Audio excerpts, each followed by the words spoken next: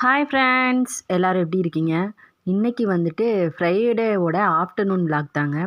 உங்களுக்கே தெரியும், நான் ஃப்ரைடே வந்து விரதம் இருப்பேன். ஸோ சமையல்லாம் ஆஃப்டர்நூனே பண்ண ஸ்டார்ட் பண்ணிடுவேன். ஆனால் விரதம் விடுறது வந்து ஈவினிங் தான் விடுவோம்.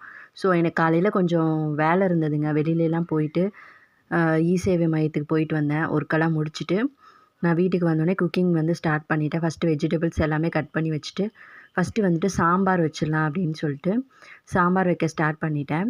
உங்களுக்கே தெரியும், எனக்கு சாம்பாரில் வந்து நிறைய காய்கறி போட்டு வைக்கிறது ரொம்ப பிடிக்கும்.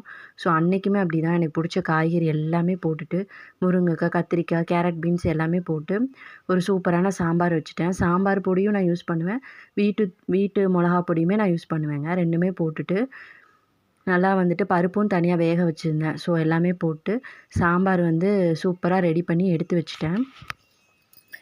அதுக்கப்புறம் வந்துட்டு சாம்பார் நல்லா கொதிச்சிருச்சு. கொத்தமல்லி தூவி பெருங்காய பொடி போட்டு நான் தனியாக இறக்கி வச்சுட்டேங்க. அதுக்கப்புறம் வந்துட்டு நம்ம வீட்டில் வந்து இன்றைக்கி என்ன காய் அப்படின்னு பார்த்திங்கன்னா சொரக்காய் தாங்க. சொரக்காயும் துவரம்பருப்பு, வெங்காயம், தக்காளி, பச்சை மிளகா இது எல்லாமே போட்டு நல்லா வேக வச்சுட்டேன். வேக வச்சதுக்கப்புறமா அதை மஞ்சள், சீரகம், தேங்காய் போட்டு தாளித்து எடுத்துட்டேன். அதுக்கப்புறம் ரசமும் தாளித்து எடுத்துட்டேன். அப்பளமும் பொரித்து எடுத்துட்டேன்.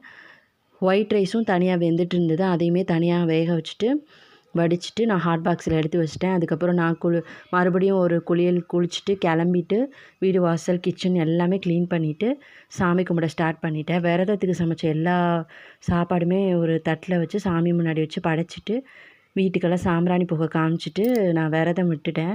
இந்த மாதிரி நம்ம சாமிக்காக சில ஸ்பெஷலாக ஏதாவது பண்ணும்போது அது வந்து மனசுக்கு ரொம்ப நிம்மதி கொடுக்குங்க. எனக்கு வந்து அது நான் ஃபீல் பண்ணியிருக்கேன். வாரம் நான் முருகருக்கு விரதமும் இருக்கேன். ஸோ நீங்களும் இந்த மாதிரி ட்ரை பண்ணி பாருங்கள். உங்களுக்கும் வாழ்க்கையில் நிச்சயமாக நம்புகிற விஷயங்கள் நடக்கும். ஸோ எல்லாமே முடிச்சுட்டு சாம்பிராணி புகையெல்லாம் காமிச்சிட்டு நான் விரதம் நல்லபடியாக விட்டுட்டேன். பாய்.